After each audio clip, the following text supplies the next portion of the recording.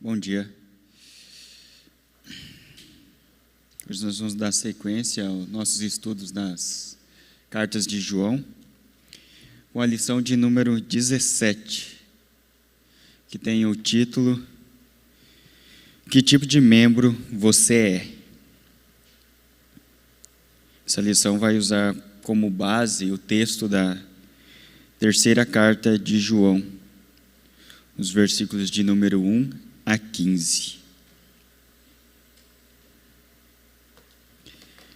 Todos os textos bíblicos que eu for usar aqui tem como referência o texto da NVI, Nova Versão Internacional, e muitos daquilo que eu vou dizer é baseado nos comentários de Hernandes Dias Lopes, na primeira, segunda e terceira cartas de João.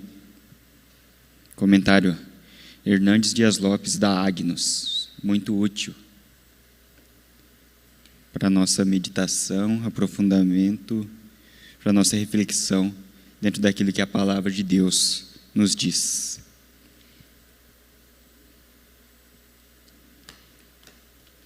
Terceira carta de João, o texto nos diz assim: O presbítero ao amado Gaio, a quem amo na verdade. Amado, oro para que você tenha boa saúde e tudo lhe ocorra bem, assim como vai bem a tua alma. Muito me alegrei ao receber a visita de alguns irmãos que falaram a respeito da tua fidelidade, de como você continua andando na verdade. Não tenho alegria maior do que ouvir que meus filhos estão andando na verdade. Amado, você é fiel no que está fazendo pelos irmãos, apesar de lhes serem desconhecidos. Eles lhe falaram à igreja a respeito deste seu amor. Você fará bem se os encaminhar em sua viagem de modo agradável a Deus, pois foi por causa do nome que eles saíram, sem receber ajuda alguma dos gentios. É, pois, nosso dever receber com hospitalidade a irmãos como estes, para que nos tornemos cooperadores em favor da verdade. Escrevi à igreja, mas Diótrefes, que gosta muito de ser o mais importante entre eles, não nos recebe. Portanto, se eu for, chamarei a atenção dele para o que está fazendo com suas palavras maldosas contra nós. Não satisfeito com isso, ele se recusa a receber os irmãos, impede os que desejam recebê-los e os expulsa da igreja. Amado, não imite o que é mal, mas sim o que é bom.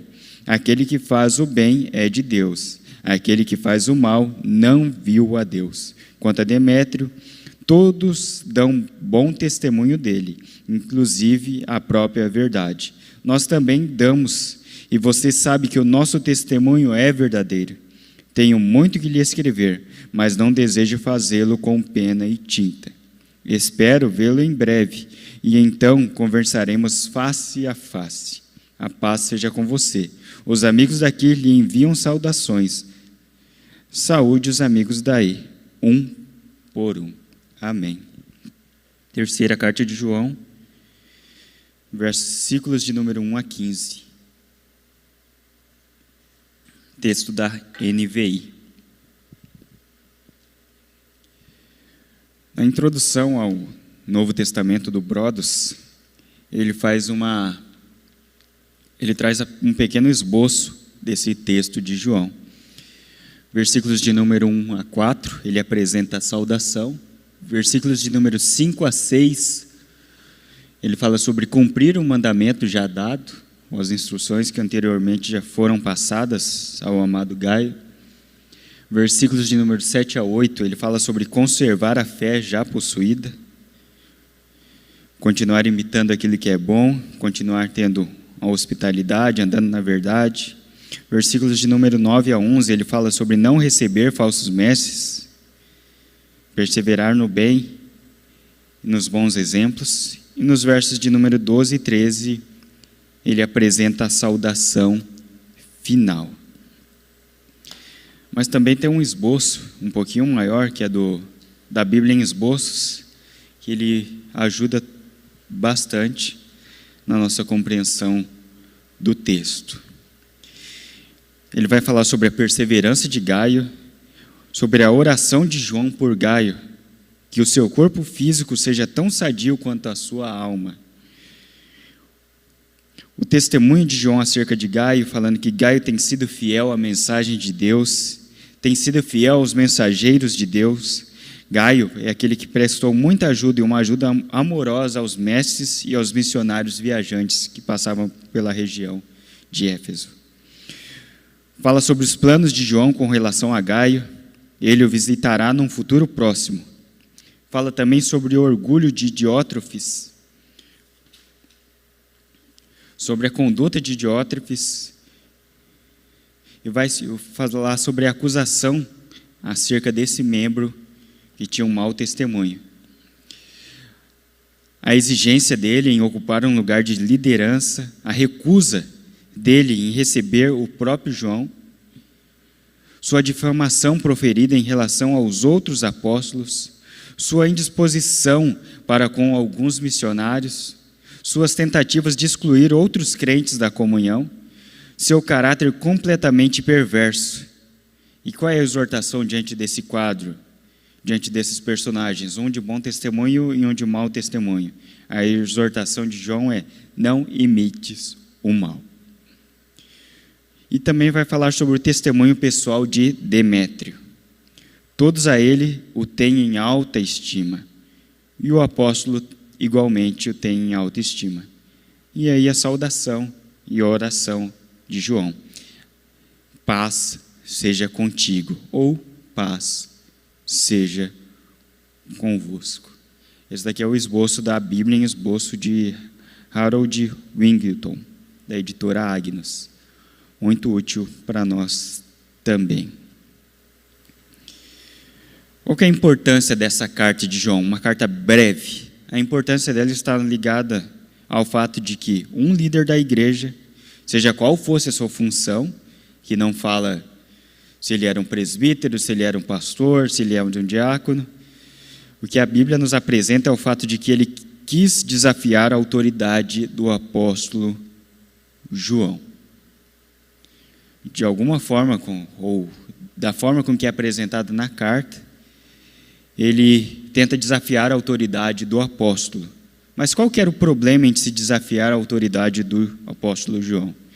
Aí alguns textos podem nos ajudar a entender um pouquinho mais e nos aprofundar sobre a problemática de se desafiar a autoridade dos apóstolos, ou uma autoridade apostólica. Evangelho de João, capítulo 14, versículo de número 26, nos diz: mas o conselheiro, o Espírito Santo, que o Pai enviará em meu nome, lhes ensinará todas as coisas e lhes fará lembrar tudo o que eu lhes disse. Mais um texto, Evangelho de João, capítulo 16, versículo 13. Mas, quando o Espírito da verdade vier, ele os guiará a toda a verdade. Não falará de si mesmo, mas falará apenas o que ouvir. Ele lhes anunciará o que está por vir. Mais um texto dentro do Evangelho de João. João 16, 15. Tudo o que pertence ao Pai é meu. Por isso eu disse que o Espírito receberá de meu Pai e o tornará conhecido a vocês.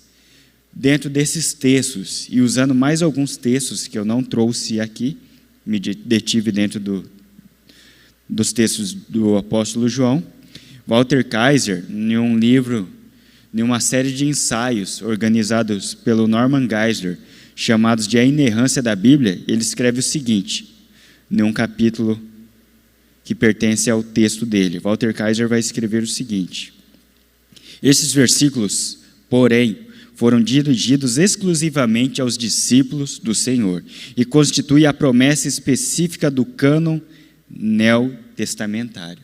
O que ele está dizendo aqui?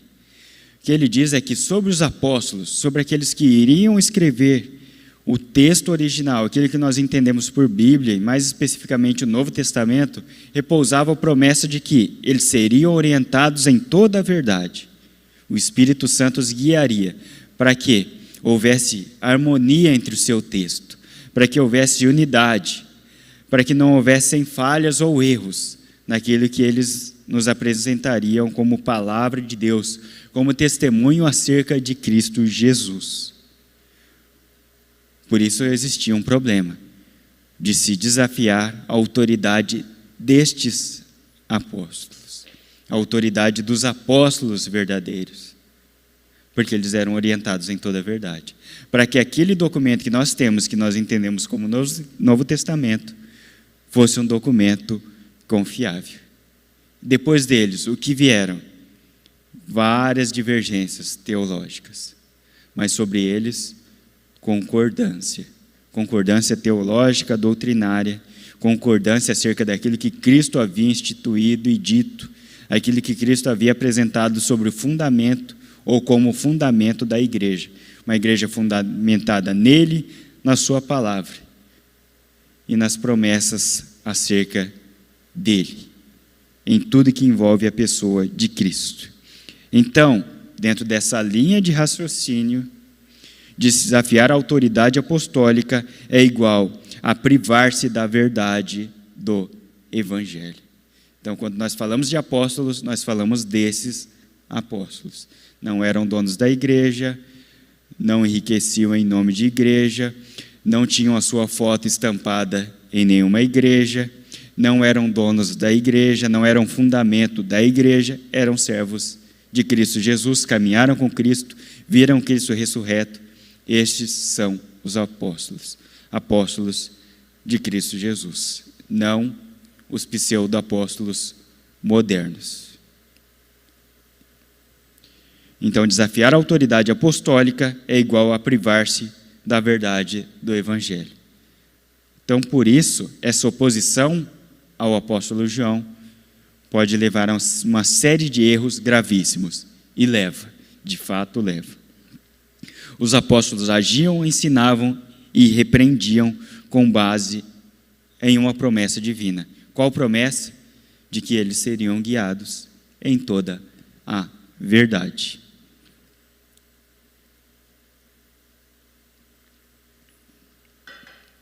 É possível estender essa promessa a nós, de que nós somos guiados em toda a verdade? Pense nisso. Uma das palavras-chave para se entender essa carta é a palavra testemunho. Aí nós vamos ter uma série de testemunhos aqui. João, aquele que apresenta a narrativa, e quando ele faz o seu relato, ele apresenta 3 personagens.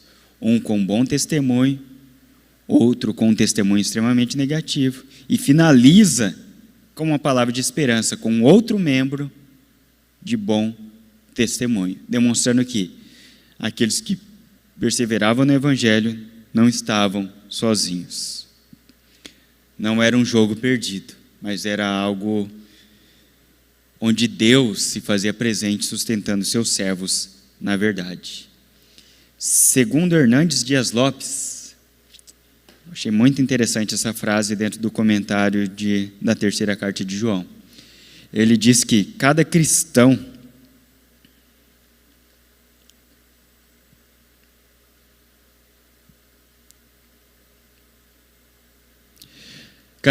é uma testemunha, seja boa ou má. Somos parte do problema ou da solução. Somos bênção ou maldição. Não há neutralidade quando se trata da vida cristã. Seria um exagero essa frase dele? Ou será que é uma frase verdadeira? Ou boa testemunha ou má testemunha. Não há como fugir. Não há neutralidade dentro daquilo que somos. Então, por isso a importância da palavra testemunho, para nós analisarmos essa carta de João a essa tão preciosa igreja e esses irmãos que tinham o desafio de permanecer na verdade. Com base em Isaías 52:5, Paulo, o apóstolo, escreve em Romanos 2:24 o seguinte, falando sobre os efeitos do mau testemunho, ele usa os seguintes termos: como está escrito, o meu nome é blasfemado entre os gentios por causa de vocês. Paulo, falando ou escrevendo a uma igreja, usa essas palavras duras do profeta Isaías. Olha a importância do testemunho, sendo ele bom ou ruim, ele produz efeitos, ele tem uma série de efeitos e consequências. João, o apóstolo, o escritor da carta, ele não menciona o seu nome. No versículo de número 1, ele diz o seguinte: ao amado Gaio, a quem amo na verdade. Ou o presbítero, ao amado Gaio, a quem amo na verdade. João não diz: João, dono da igreja, ao amado Gaio. Ou João, o fundador da igreja, ao amado Gaio. Também não diz: João, o dono da igreja, ao amado Gaio. E João também não faz nenhum tipo de chantagem emocional quando ele vai escrever essa igreja. Mas eu me esforcei tanto. Não, ele apela para a verdade que está em Cristo Jesus. Ele não fundamenta a sua relação com a igreja com base em dívidas para com ele, mas ele apresenta Cristo como fundamento e como a verdade. E se há uma dívida, a dívida não é com João, a dívida é com Cristo. Cristo, o Senhor da igreja. Então João se apresenta como presbítero. O que seria um presbítero? Presbítero seria o mesmo que bispo ou pastor, que naquela época seriam termos correspondentes na igreja primitiva. Depois as coisas foram mudando. Presbítero, pastor, evangelista, enfim, foram sendo colocados outros pesos e medidas. Mas naquela época, na época da igreja primitiva, presbítero e pastor seriam termos correspondentes. Presbítero também seria o mesmo que ancião ou velho, uma pessoa experiente que assistia à igreja, que orientava a igreja, que trabalhava ao lado do pastor, enfim. Hoje se entende de formas diferentes. Hoje existe em muitos lugares uma hierarquia eclesiástica com base nessas funções. Mas João fala usando termos correspondentes àquilo que se entendia naquela época. Ele poderia dizer João, o apóstolo, mas quando ele diz o presbítero, ele demonstra sua empatia para com aqueles irmãos e o fato de que mais importante do que ser apóstolo é servir a Cristo Jesus, independente da sua função. A importância está no Cristo e não nos instrumentos que falam acerca do Cristo. Qual a importância disso para nós? Como é que um apóstolo moderno iria ministrar nessa carta? Por que eles não ministram sistematicamente dentro da Bíblia? Porque seria problema. Como que um apóstolo moderno leria esse texto e iria explicar para a igreja isso? De que João, o apóstolo, aqui se chama de presbítero, demonstrando que para ele não era tão importante se apresentar como um apóstolo, mas sim como servo de Cristo Jesus. Numa época como a nossa, em que os líderes evangélicos ostentam abertamente os títulos autoimpostos, a atitude de João, que mesmo sendo apóstolo, preferia apresentar-se como presbítero, vai servir de condenação à arrogância de cada um deles. Então, como é que eles iriam ministrar sistematicamente? Por que não há uma ministração sistemática? Vamos estudar determinadas cartas. Por quê? Porque quando a gente lê o texto sistematicamente, ele aponta as nossas falhas. Eu tenho que apresentar um texto e muitas vezes ele vai falar contra mim. Isso é fatal. A Bíblia não vai passar pano para os meus erros, ela vai falar dos meus erros. Agora, para esses homens supostamente ungidos, servos, enfim, seria extremamente difícil apresentar esses textos sistematicamente, porque iria depor contra eles, assim como faz quando nós apresentamos as Sagradas Escrituras. Elas nos apresentam ou apresentam as nossas falhas também. Isso é bom. A não ser que a Bíblia fosse um livro de autoajuda.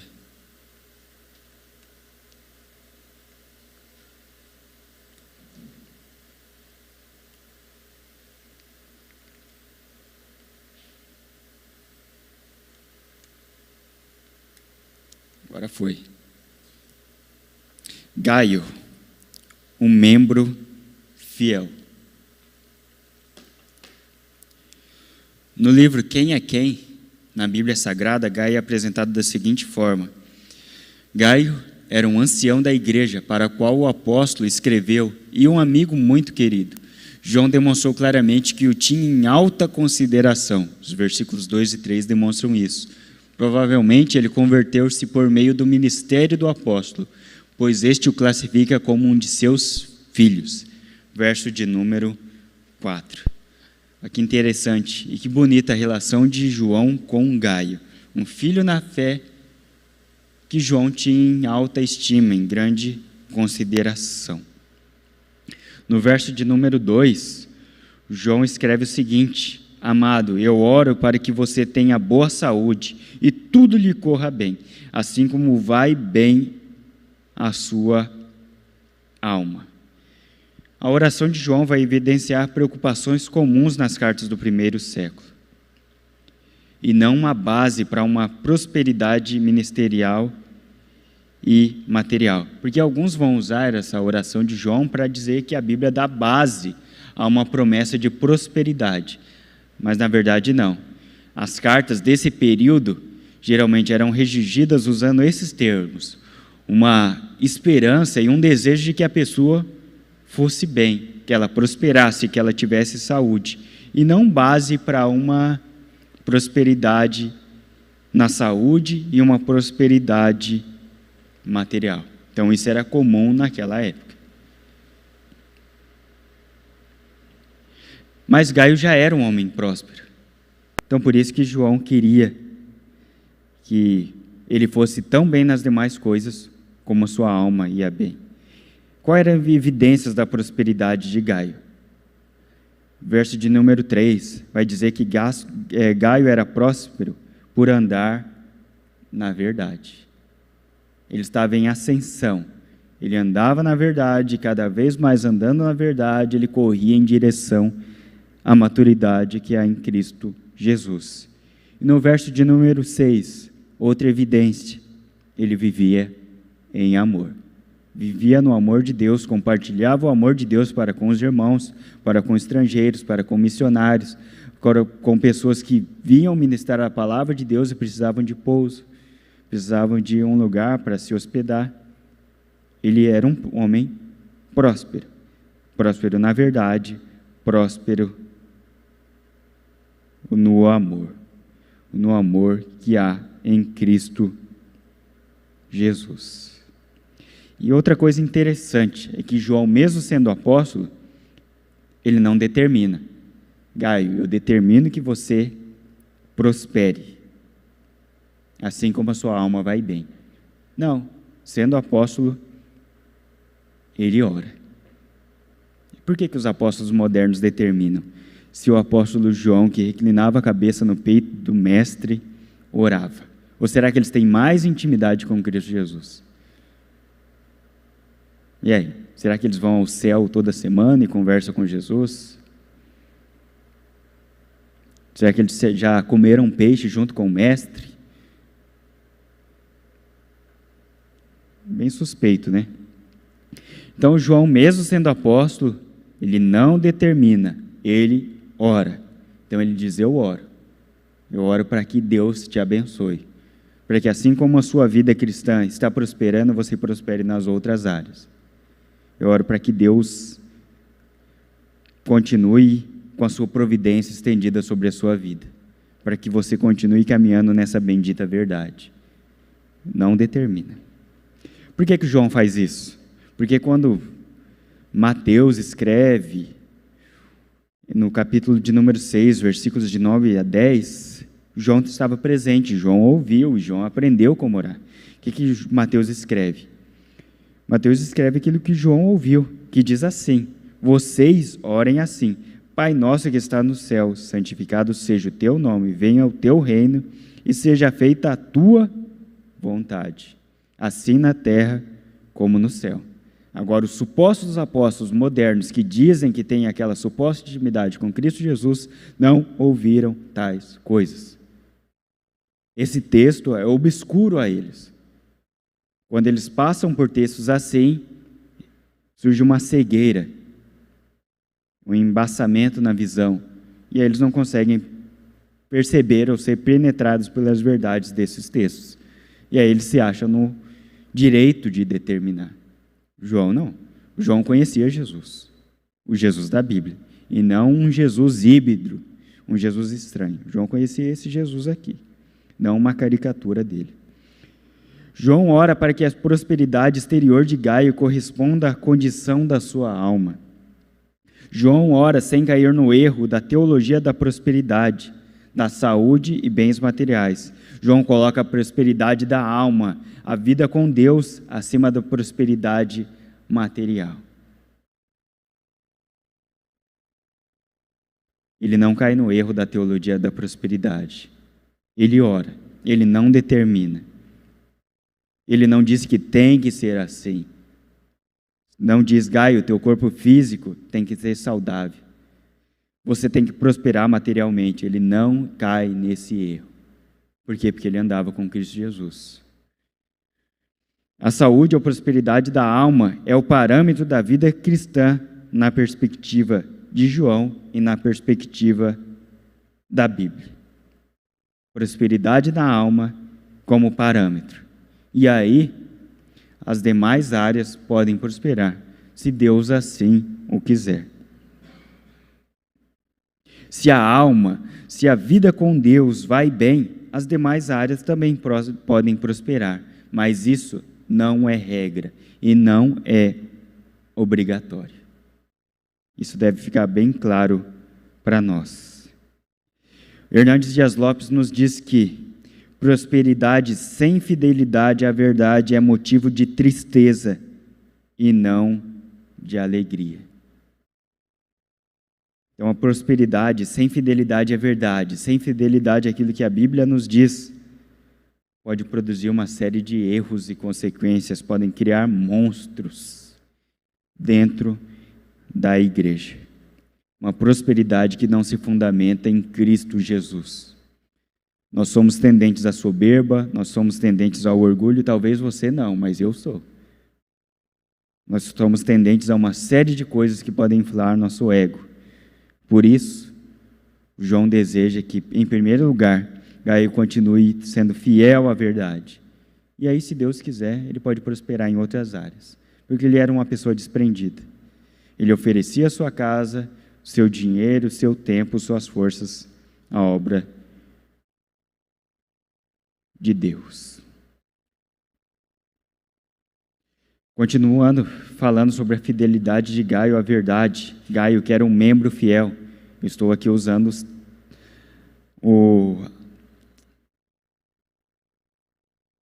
a apresentação conforme está na revista. Estou no ponto 1, 2 da revista que nos diz, que tem o título Fidelidade à Verdade. Continuando pensando na questão da fidelidade à verdade, que está no versículo de número 3, nós vamos prosseguir aqui. Em seus escritos, João deu ênfase à verdade. João escreve no versículo de número 14 do capítulo de número 1, nos seguintes termos: aquele que é a palavra tornou-se carne e viveu entre nós. Nós vimos a sua glória, glória como do unigênito vindo do Pai, cheio de graça e de verdade. Capítulo 1, verso de número 17. Pois a lei foi dada por intermédio de Moisés, a graça e a verdade vieram por intermédio de Cristo. Capítulo 3, verso de número 21, João vai nos escrever o seguinte: mas quem pratica a verdade vem para a luz, para que se veja claramente que as suas obras são realizadas por intermédio de Deus. Capítulo 14, verso de número 6, ainda no Evangelho de João, ele escreve: eu sou o caminho, a verdade e a vida. Ninguém vem ao Pai a não ser por mim. Isso é muito interessante, porque às vezes a gente olha para a Bíblia e parece que ela é desconexa quando a gente não percebe a profundidade do texto. E aí quando você vê que o João que escreve na terceira carta é o mesmo João do Evangelho, e ele está retomando a algo que era comum aos seus escritos, que é o fato de dar ênfase à verdade, você percebe a profundidade do autor, que ele tinha uma cadência para escrever, ele tinha palavras que lhe eram próprias, ele tinha um interesse e uma ênfase, que era uma ênfase na verdade. E aí você percebe a profundidade do texto de João. João, que falava sobre a verdade no Evangelho, agora fala sobre um irmão que anda na verdade do mesmo Evangelho, quando escreve uma carta. João fala sobre essa verdade. Na segunda carta de João, no capítulo 1, nos versículos de número 1 e 2, ele escreve: o presbítero, a senhora eleita, e aos seus filhos, a quem amo na verdade. E não apenas os amo, mas também a todos que conhecem a verdade. Por causa da verdade que permanece em nós, estará conosco para sempre. Então, a verdade para João é algo extremamente importante. Então, provavelmente, quando as pessoas ouviam João ministrar, quando as pessoas conversavam com João, às vezes numa conversa aparentemente informal, a ênfase de João era falar sobre a verdade do Evangelho. Por isso, no versículo de número 3, ele escreve o seguinte para falar sobre Gaio: muito me alegrei ao receber a visita de alguns irmãos que falaram a respeito da fidelidade, de como você continua andando na verdade. Então, para João, a verdade, em primeiro lugar, é uma pessoa, Cristo.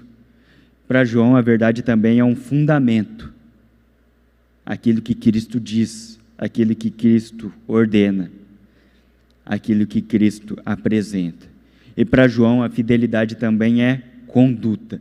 Por isso, a alegria de João ao dizer que Gaio andava na verdade. A conduta de Gaio era fundamentada em uma pessoa que João conhecia muito bem: Cristo Jesus. Então, verdade podem ser mais coisas, mas eu pensei pelo menos essas três: verdade como pessoa, como fundamento e como conduta. Então, olha a profundidade do texto. E às vezes a gente olha e fala: só uma carta aqui com 15 versículos. Não tem tanta profundidade. Mas tem muita profundidade.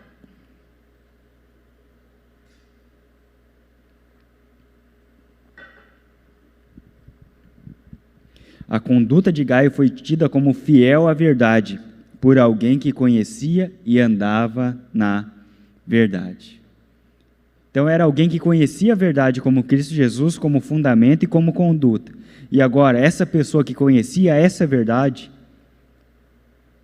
olha para a conduta de Gaio e diz: eu me alegro quando ouço falar da forma com que você anda. Então, Gaio era um homem que andava na verdade, e verdade para ele era mais do que um conceito, era uma prática de vida. Para Gaio não havia abismo entre o que ele dizia e o que ele fazia. Era uma coisa só. Não havia separação entre a sua teologia e a sua vida. Teologia e prática para ele eram a mesma coisa. E havia uma correspondência entre o credo e a conduta, entre a verdade e a vida, entre a verdade como pessoa, como Cristo Jesus, e a verdade como conduta para Gaio. Então, por isso, João olha e fala: eu me alegro, porque Cristo está sendo vivo em você, está fazendo morada na sua vida, e você realmente está prosperando na sua fidelidade à verdade. Fidelidade à verdade como pessoa, como fundamento e como conduta. E é interessante isso que João apresenta a nós, a beleza de elogios sinceros e sem bajulação. Era uma coisa que não somente João estava vendo, mas outras pessoas viram e estavam comunicando ali. Tem um irmão que anda na verdade. Tem um irmão que ele anda dentro do Evangelho. Não era bajulação. João não estava querendo dinheiro, não estava querendo nada em troca. Não era essa bajulação evangélica que muitas vezes nós vemos aí. em troca de cargo, de dinheiro, de uma série de coisas. Não era essa coisa vergonhosa que muitas vezes nós vemos. Fulano está defendendo o outro por quê? Muitas vezes interesse, mau caratismo, picaretagem. João não faz isso. João elogia alguém que anda na verdade. Por quê? Porque a igreja precisa de pessoas assim. Para que quando nós estivermos fracos, nós possamos olhar e dizer, ó, tem um irmão ali que caminha na verdade. Tem vida fácil? Não tem. Tem lutas? Muitas. Mas está caminhando na verdade.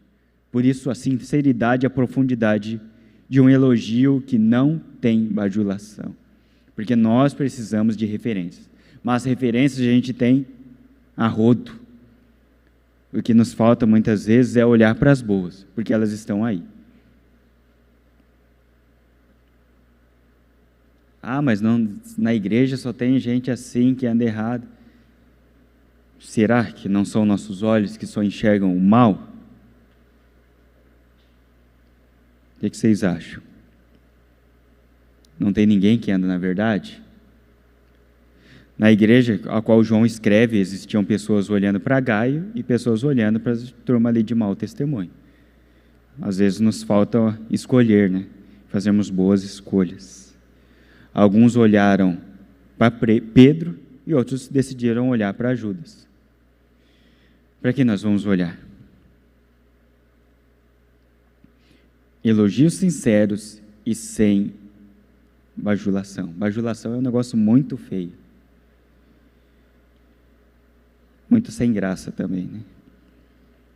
Fidelidade no comportamento, versículos de número 3 e 4. Nos diz assim: muito me alegro, ou muito me alegrei, em receber a visita de alguns irmãos que falaram a respeito da tua fidelidade, de como você continua andando na verdade. Não tenho alegria maior do que ouvir que os meus filhos estão andando na verdade. A fidelidade de João foi ver Gaio andar na verdade, ou a felicidade de João, melhor dizendo. Um comportamento de Gaio era consequência de sua convicção doutrinária. Gaio conhecia João, então Gaio tinha uma boa teologia, ele ouviu coisas boas. Qual foi a consequência desse discipulado, dessa caminhada? Um comportamento fundamentado na verdade e uma fidelidade nesse comportamento. Hernandes Dias Lopes vai escrever que João, diferente dos apóstolos modernos, não andava atrás do dinheiro dos crentes, mas se alegrava em vê-los andando na verdade. Os crentes não eram fontes potenciais de lucro, mas filhos espirituais a quem devotava a sua vida. A maior alegria de João não era ver seus filhos sendo ricos, mas vê-los andando na verdade. Então, quando você vê alguém que tem a sua maior alegria, ou na sua maior alegria ver você ficando rico, suspeite, ele não se parece com um apóstolo bíblico. Porque, consequentemente, se você fica rico, seu dízimo aumenta, sua oferta aumenta, você pode servir de propaganda para mim, que sou seu líder, enfim, tem uma série de coisas por trás. Mas comparando com João aqui, fica uma questão suspeita, né? Qual que era a alegria de João? Qual que era a maior alegria? O pessoal está prosperando. O jacaré comprou um Porsche. Não, a alegria de João era ver que o Leandro continua andando na verdade. Continua sendo fiel, apesar das lutas. Mesmo não tendo um Porsche, continua andando na verdade que é Cristo Jesus. Prosperidade financeira é bom, ótimo, mas não é o que deve trazer mais alegria dentro da visão de João, pelo menos. Talvez ele esteja errado, sendo um apóstolo, sendo dirigido em toda a verdade. Ou será que nós estamos errados hoje? É para se pensar, né? Qual que era a maior alegria de João? Ouvir que os meus filhos estão andando na verdade. Essa era a maior alegria. Agora imagine João, um homem já velho, experimentado, um homem maduro, e alguém chega e diz: tem um pessoal que está prosperando ali em Cristo Jesus. E não é financeiramente não, João. eles estão evangelizando, eles estão discipulando, eles estão sendo perseguidos e se mantendo fiéis à verdade, e o coração de João se enchendo de alegria, e falando, ó, Cristo Jesus é fiel, Ele me sustentou, está sustentando esses irmãos também. Então, suspeite dos apóstolos modernos, suspeite mesmo daqueles que querem fazer de você uma bandeira ou um troféu para expor. Suspeite dessa turma aí. Se você não quiser suspeitar, também é livre. Eu suspeito. Fidelidade no serviço. Versículos de números 5 a 8. O que João diz acerca de Gaio? Amado, você tem sido fiel no que está fazendo pelos irmãos, apesar de lhes serem desconhecidos. Eles falaram à igreja a respeito desse seu amor. Você fará bem se os encaminhar em sua viagem de modo agradável a Deus, pois foi por causa do nome que eles saíram, sem receber ajuda alguma dos gentios. É, pois, nosso dever receber com hospitalidade irmãos como esses, para que nos tornemos cooperadores em favor da verdade. A hospitalidade era um dos traços marcantes da comunidade judaica e tornou-se também uma das características dos cristãos primitivos. Tanto é que João vai tratar da hospitalidade, tamanha sua importância. E Gaio era um homem hospitaleiro. Em muitos casos, irmãos e missionários não dispunham de hospedarias ou de hospedarias com boa reputação e nem de recursos para se hospedar em determinados lugares. Então, às vezes, existiam hospedarias, mas a fama do lugar não era muito boa. Às vezes era perigoso se hospedar nesses lugares. Então, por isso, Gaio, ele abria o coração, assim como muitos irmãos faziam, e abria também a sua casa e o seu bolso em prol do reino de Deus, hospedando estes irmãos. Não sabemos se Gaio era um pregador, se ele era um mestre, mas o que nós sabemos é que ele era ativo na obra de Deus. E o ministério de Gaio envolvia tempo, recursos e também a sua privacidade ao receber esses irmãos. William Coleman, no Manual dos Tempos e Costumes Bíblicos, escreve o seguinte: apesar de haver sempre aqueles que tinham o intuito de se aproveitar dessa liberalidade, o fato é que a hospitalidade ocupa uma posição importante, tanto na fé judaica como no ensino de Cristo Jesus. Então, por isso, o Novo Testamento, em vários momentos, ele vai dar ênfase à hospitalidade. Naquela época existiam aproveitadores? Existiam. Desde que o mundo é mundo, existem pessoas desse tipo. Mas mesmo assim, mesmo existindo essa problemática, a Bíblia vai dar ênfase à questão da hospitalidade. O que o Paulo diz em Romanos 12, 13? Ele escreve o seguinte: compartilhem o que vocês têm com os santos em suas necessidades. Pratiquem a hospitalidade. O que o autor de Hebreus vai escrever no capítulo de número 13, verso de número 12? Ele apresenta o seguinte: não se esqueçam da hospitalidade, foi praticando-as, sem saber, alguns acolheram anjos. Então não era um aspecto da teologia de João, fazia parte da cultura judaica e o cristianismo abraçou esse comportamento de hospitalidade, abraçou esse ato de ser hospitaleiro. Por que era importante isso? A igreja muitas vezes era perseguida, os irmãos dispunham de poucos recursos, às vezes pessoas eram expulsas da sua casa ou da sua comunidade por causa da sua fé. Então, por isso, a hospitalidade, que era importante no judaísmo, continuava sendo também importante dentro da igreja cristã inicial, ou da igreja do primeiro século.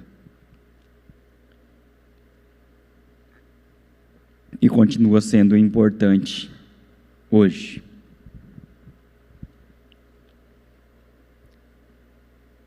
Vamos começar a falar de um membro que era problemático dentro da igreja. Diótrefes, um membro egocêntrico. Versículos de número 9 a 11. Mais um personagem. Sobre esse irmão, João vai escrever o seguinte: escrevi à igreja, mas Diótrefes, que gosta muito de ser o mais importante entre eles, não nos recebe. Portanto, se eu for, chamarei a atenção dele para o que está fazendo com suas palavras maldosas contra nós. Não satisfeito com isso, ele se recusa a receber os irmãos, e impede os que desejam recebê-los e os expulsa da igreja. Como é que era uma pessoa de boa índole, alguém amável e afável. Amado, não imite o que é mal, mas sim o que é bom. Aquele que faz o bem é de Deus, aquele que faz o mal não viu a Deus, não o conhece. Viu qualquer coisa, menos a Deus. Que interessante o contraste, né? A um irmão incentivo, porque ele andava na verdade. A outro, repreensão. Quando eu for aí, eu vou repreender ele, que está errado a sua conduta.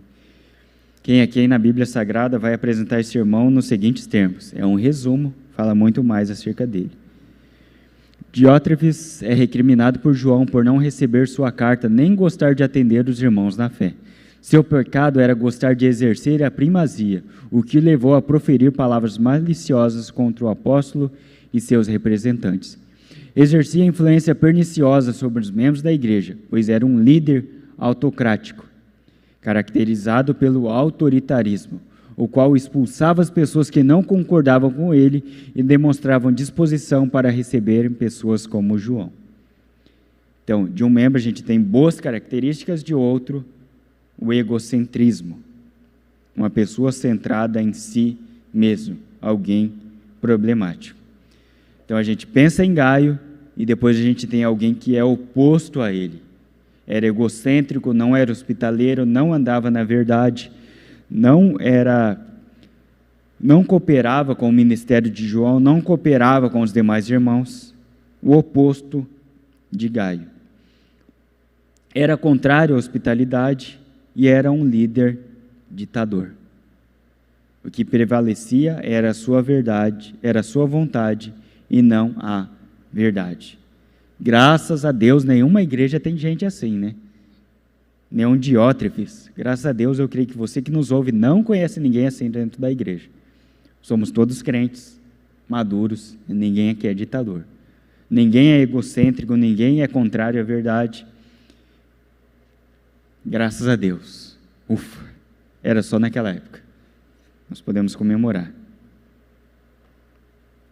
Será? Eu acredito que não.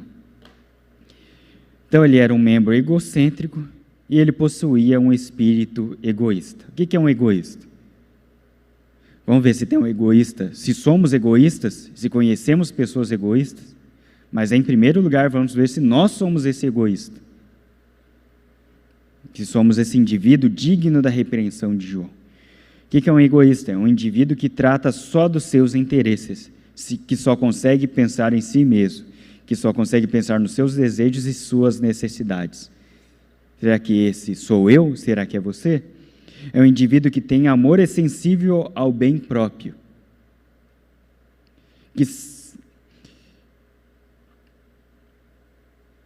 Que não busca compartilhar os interesses e as necessidades dos outros. Que pensa em si mesmo.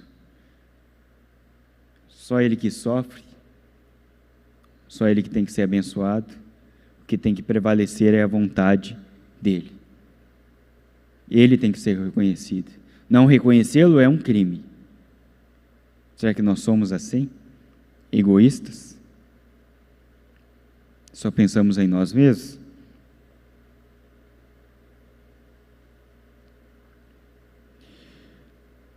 Seu nome, o nome Diótrefes, significa filho adotivo de Zeus, o que sugere que ele era de descendência grega. Ele era um líder na igreja local. e, de modo egoísta, tira vantagem de sua posição. Ele gosta de ser o primeiro. Existem problemas em ser líder dentro de uma igreja? Não. Agora, tirar vantagem disso é problema. Aí já é diabólico, demoníaco, satânico, luciferiano. Vamos dar ênfase, porque às vezes as pessoas acham bonito tirar vantagens. E às vezes alguns se ufanam, até dizendo, estou tanto tempo na igreja, se eu não tivesse nada, né, não tivessem tantos recursos, isso faz jus àquilo que eu ofereço a Deus, a essa moeda de troca. Eu ofereci a minha conduta, tem que prosperar, tem que tirar vantagem, tem que ter primazia, minha foto tem que ser exposta na frente da comunidade que eu formei, da minha igreja, onde eu sou líder, enfim. Daria para falar muito mais coisas, né? João não era assim. João não morreu na cruz. Agora, se você tiver morrido na cruz em prol da sua comunidade, se ela for fundamentada em você, ok, parabéns. Você tem que ser evidenciado mesmo. Você é o Messias e o Salvador. Tem que fundamentar em você mesmo. Glórias ao seu nome. Agora, se não for assim...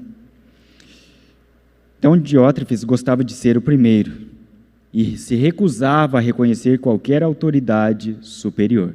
Então, quando isso acontece, é um problema. Quando não tem ninguém acima de mim, eu não posso ser repreendido. Ninguém pode apontar minhas falhas, porque eu estou muito próximo de Deus. Ou, às vezes, eu sou quase um Deus, semideus, quarta pessoa da Trindade, o quadrilátero divino, do qual eu faço parte, no qual eu ascendi, por mérito próprio. Ele tinha esse espírito egoísta.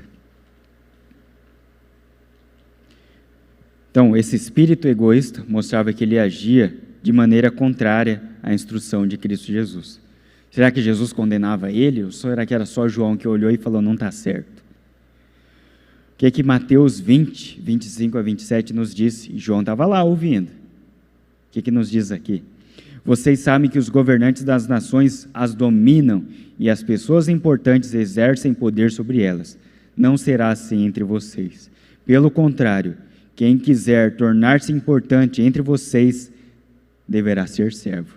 E quem quiser ser o primeiro deverá ser escravo ou servo de todos. Então João não concordava, Jesus não concordava, o Espírito Santo não concordava, Deus não concordava e ele não poderia fazer parte do quadrilátero divino. Não poderia ser a quarta pessoa da Trindade. A conduta dele era reprovável. Quem quiser ser o primeiro, deverá ser escravo. Diótrefes se recusava a receber os evangelistas itinerantes. Pior ainda, não deixava ninguém mais recebê-los. Por quê? Porque essas pessoas que vinham para anunciar o evangelho eram uma ameaça à autoridade desse irmão. Como é que vocês vão receber alguém que vai pregar a verdade se eu prego a mentira?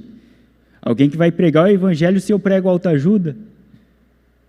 Como que vocês vão receber alguém assim?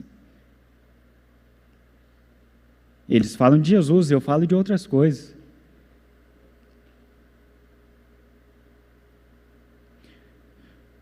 Diótrefes se portava como um desconhecedor da história do cristianismo.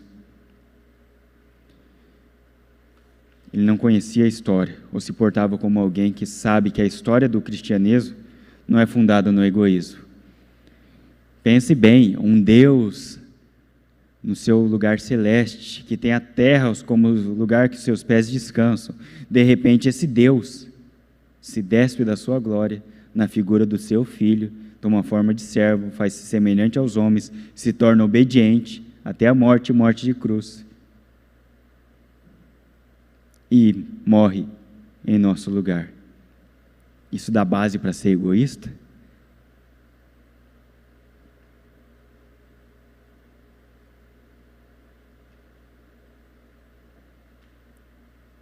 Os profetas eram egoístas? Quando eles sofriam em prol do povo de Deus?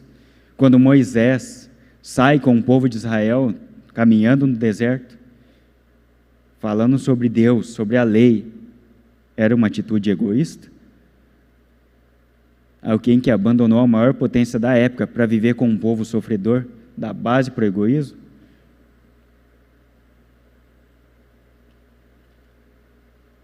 A conduta de Jó, orando por seus amigos,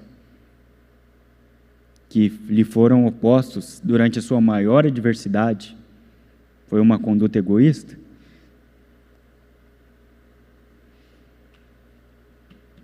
Então ele se porta como alguém que não conhecia a história da fé que ele dizia professar. Também fala de atitude orgulhosa, ponto 2 e 2 da revista. Aí quando eu pensei na atitude orgulhosa, eu pensei automaticamente no funk ostentação. E pensei no fato de que muito antes do funk ostentação já existia o evangelho ou gospel ostentação e seus vários adeptos.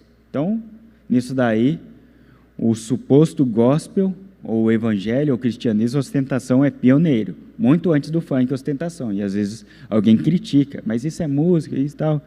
Então, olha o que já existia. Ostentação do quê? De títulos. Não existe o evangelho ostentação? Ostentação de dons, porque eu sou o que cura. Através de mim vem a cura, vem o milagre. Ostentação de experiências místicas. Eu sou aquele que, semana por semana, ou a cada 2 semanas, ou uma vez por mês, vai ao céu e ao inferno. E escreve livros, dá testemunhos. E vou para a tua igreja para te abençoar. Por uma oferta generosa. Para compartilhar aquilo que Deus me mostrou. Pagando bem. Ostentação de bênçãos materiais. Deus me fez prosperar. Então a gente é pioneiro nisso. E esse irmão também tinha o seu orgulho. O que ele ostentava? Sua suposta autoridade. Uma autoridade que não era fundamentada no Evangelho. Ele ostentava também um ministério sem frutos. Um ministério que aparentemente era grande. Que olhava para uns irmãos e falava, vocês têm que se conduzir assim, se portar assim. Mas não tinha frutos. Não tem gente ostentando ministério sem frutos? Aparentemente tem poder, tem potência, ocupa espaço, mas não tem frutos, não faz discípulos. Produz pessoas carnais, semelhantes a eles. Ostentava também uma vida sem amadurecimento. Anos de caminhada sem amadurecimento. Tipo aquele que caminha 40 anos no Evangelho e diz que caminha com Jesus, mas está apodrecendo. Só piora. Cada vez mais egoísta, mais egocêntrico, e diz que caminha com Jesus. Qual Jesus? Tem uma música de uma banda chamada Carnivore, eu não lembro como é que a letra fala, mas tem uma música chamada Jesus Hitler, talvez seja esse Jesus, né? Sei, talvez está caminhando com esse daí. Diótrefes se recusava a aceitar a orientação ou correção de outros irmãos. Isso é evidência de carnalidade. Não aceitava conselhos. Por quê? Porque ele estava mais próximo, ele se sentia mais próximo. Então ninguém podia corrigi-lo. Enquanto isso, ele caminhava em direção ao inferno, no seu orgulho e soberbo. Ele demonstrava uma postura orgulhosa. Ele era do movimento gospel, ostentação, evangelho, ostentação. Ele ostentava. Se tivesse redes sociais, ele teria milhares de seguidores, enquanto seu orgulho era apresentado. Ele também possuía uma língua maliciosa. Por isso ele caluniava os irmãos. Ele caluniava João. Diótrefes via os demais líderes como adversários. Não eram cooperadores. Eram inimigos. Não era o mesmo evangelho. Ele possuía como característica a maledicência, falar mal dos outros. E a mentira era um instrumento da manutenção de seu suposto ministério. O ministério dele era mantido com base na mentira e não com base no evangelho. Ele não estava firmado na rocha, mas ele era firmado na mentira. A mentira fazia a manutenção do seu ministério. Então, quando existia uma acusação baseada em fatos verdadeiros, ele usava mentira para fazer manutenção naquela rachadura. E assim ele consertava as coisas e se mantinha no poder. Existem líderes assim? Eu acho que não. Talvez existia na época de João, hoje não. Nem na igreja e nem na política.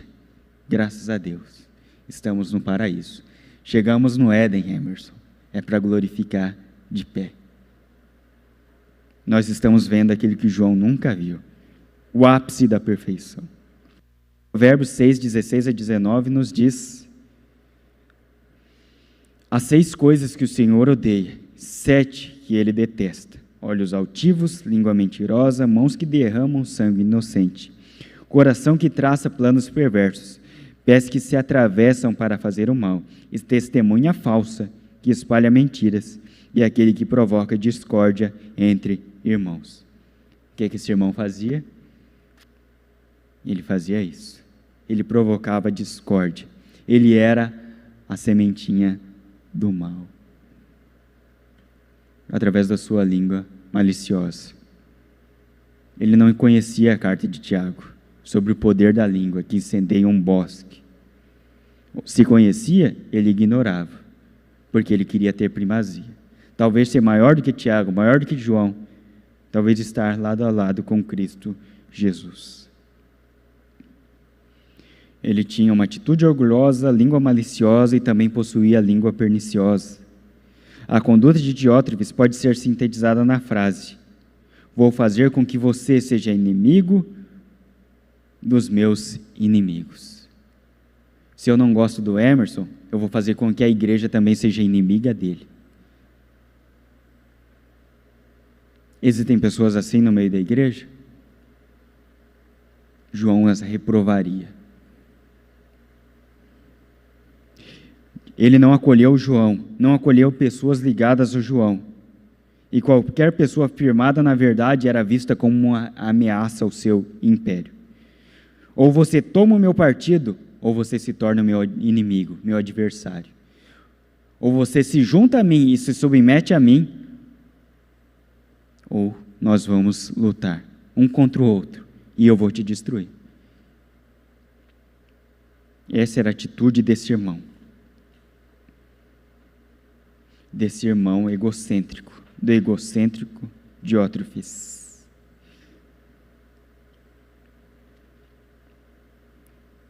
Seja igual a mim, ou seja meu adversário. Atitudes que podem ser reprovadas por João e que continuam sendo reprovadas pela sua carta. E o exemplo dele era pecaminoso. Diante dos maus exemplos, o que João nos faz? O que João faz em relação a nós, seus ouvintes, em relação à sua igreja? Ele nos adverte, no verso de número 11. Amado, não imite o que é mal, mas sim o que é bom.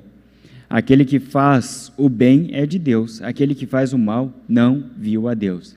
Então, às vezes, nós podemos usar como desculpa. Ah, mas na igreja tem isso e aquilo. Na época de João também existia. E a advertência de João para aquela época é a mesma para hoje. Não imite o que é mal. Vocês têm bons exemplos e mau exemplo. Quem que vocês vão escolher? Diótrefes difamou o apóstolo João, tratou os missionários com pouco caso e excomungou crentes leais ao evangelho e opostos a ele. Nas palavras de Hernandes Dias Lopes, líderes ditadores são uma ameaça à igreja. Eles julgam e condenam quem discorda deles. Eles lutam não pela glória de Deus, mas pela proteção de seus próprios nomes, que vale ao meu nome. Líderes ditadores são uma ameaça à igreja. Eles julgam e condenam quem discorda do evangelho, da verdade, de Jesus? Não, é quem discorda deles. Porque eles não conhecem o evangelho. Eles têm uma profundidade bíblica de um pires, de ponta cabeça, para ficar mais raso ainda. Então, eles não lutam pela glória de Deus, é a glória do nome deles. Porque eles têm dinheiro, eles têm carro, eles têm conforto, eles têm bons planos de saúde, eles têm viagem garantida, eles têm bajulação. Então, por isso, eles lutam por aquele espaço. é o nome deles. E eles dizem que é o Evangelho. Talvez o Evangelho segundo Lúcifer, Satã, Beelzebu, Bafomé. Porque não é a glória de Deus. João não buscava sua glória, não buscava conforto. Por isso ele podia dizer, eu me alegro quando meus filhos andam na verdade. E não dizia, eu me alegro porque eu viajei essa semana. Eu me alegro porque eu prosperei. Eu me alegro porque o Evangelho está me fazendo ficar rico. Porque eu troco de carro todo ano. Porque meus filhos, graças à oferta dos irmãos pobres, vão para as melhores faculdades e têm uma boa carreira. Não, eu me alegro porque meus filhos estão andando na verdade. Mas você conhece algum líder ditador? João conhecia. Talvez na nossa época não exista. Estamos no Éden. Voltamos ao paraíso. O paraíso perdido foi reconquistado.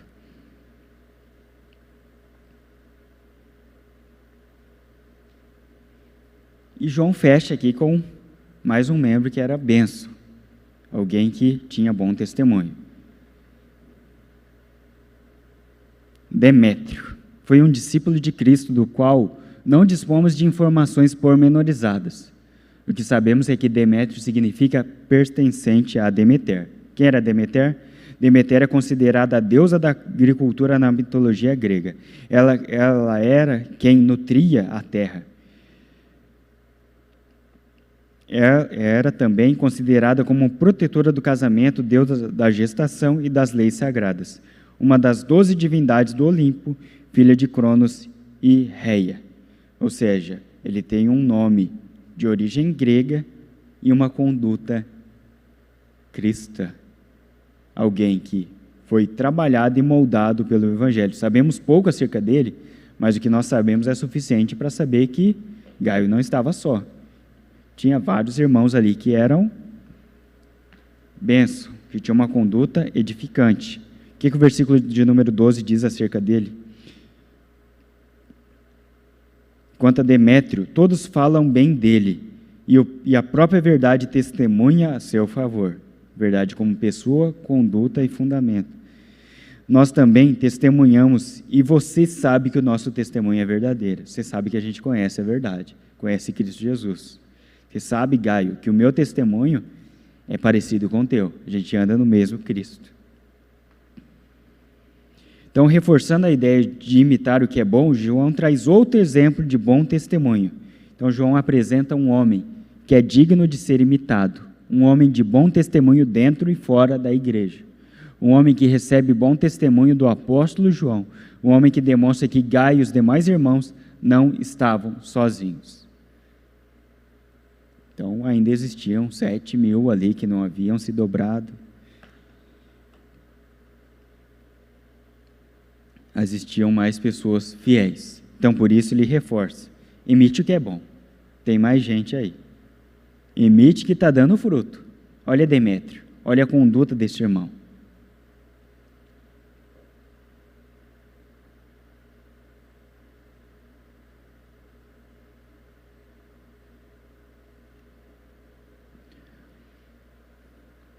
Conclusão. Sobre os assuntos que não foram tratados,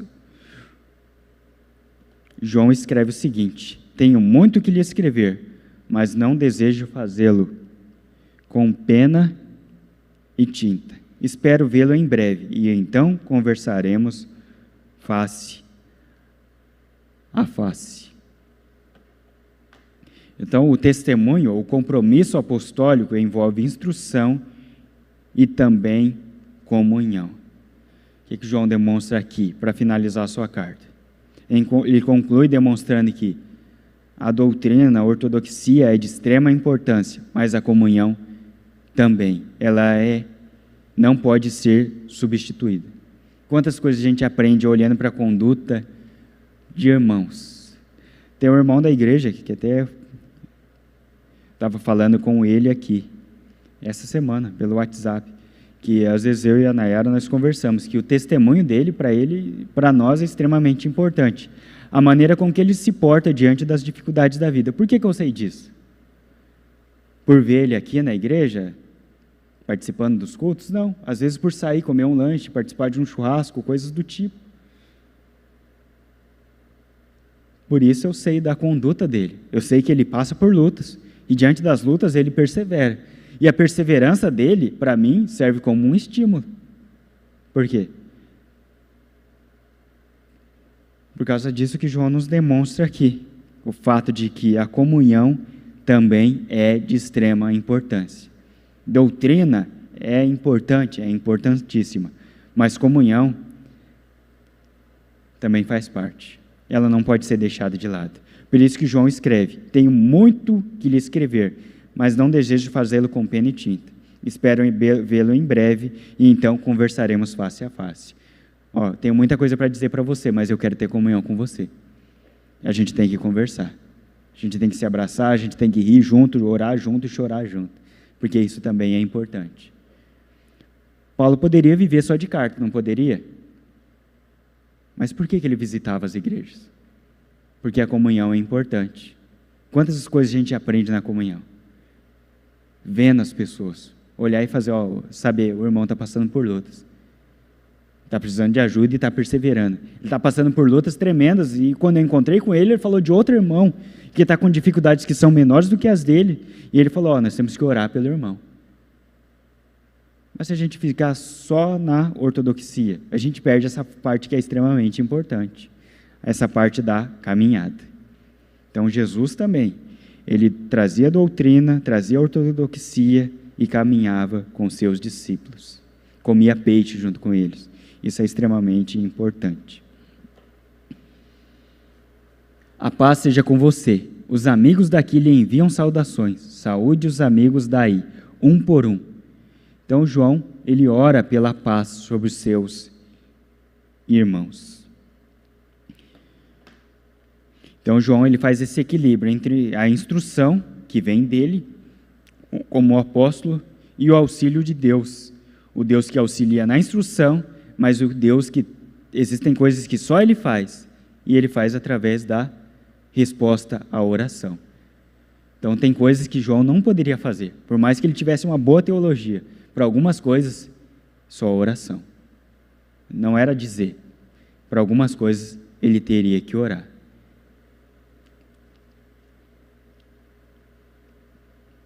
A paz seja sobre você. Por isso eu oro, para que a paz de Deus esteja sobre a sua vida. Porque isso só Deus pode fazer. E essa carta vai finalizar sugerindo algumas perguntas. Que tipo de membro você é? Que tipo de membro eu sou? O que há por trás da máscara? Já que é um período de uso de máscaras, né? Isso é bem sugestivo. Quem é você? Quem sou eu? Que tipo de membro você quer ser? Que tipo de membro eu quero ser?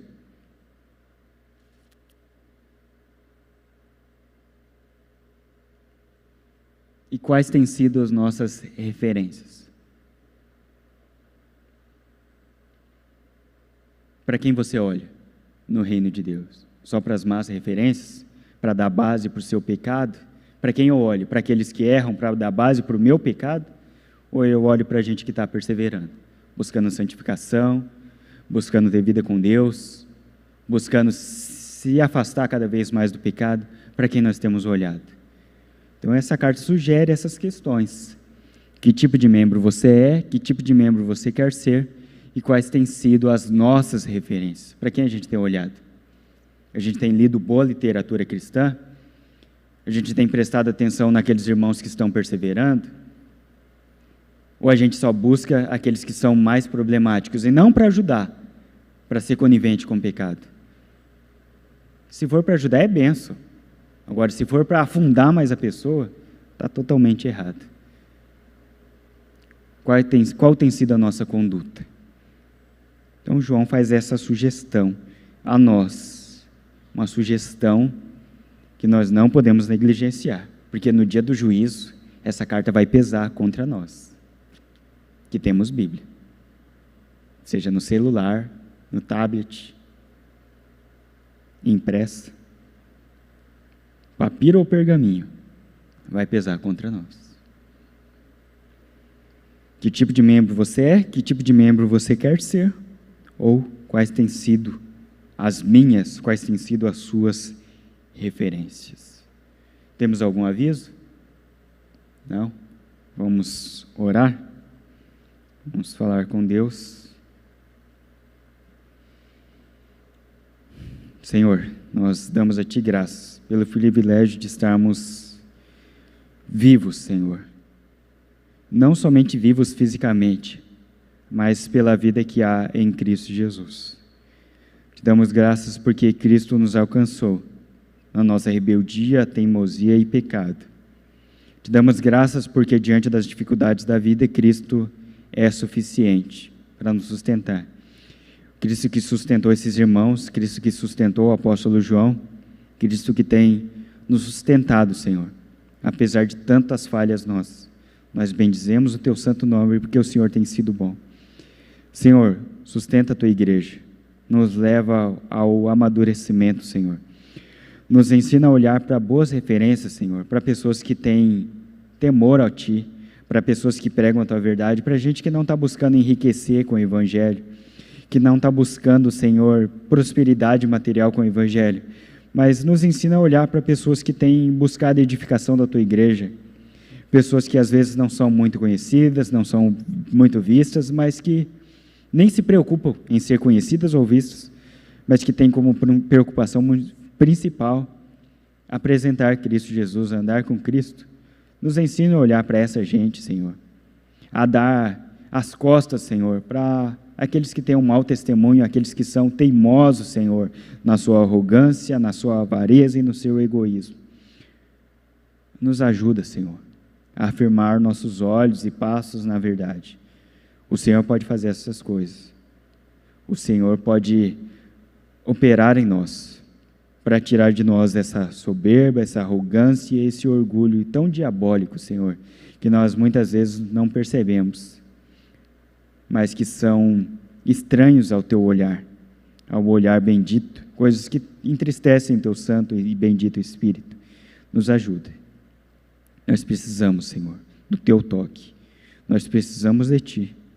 Nós precisamos cada vez mais e mais da Tua misericórdia e fidelidade. Continua conosco, nos abençoando, nos sustentando, nos moldando, nos repreendendo, nos corrigindo, em Cristo Jesus. É o que nós te pedimos. Amém.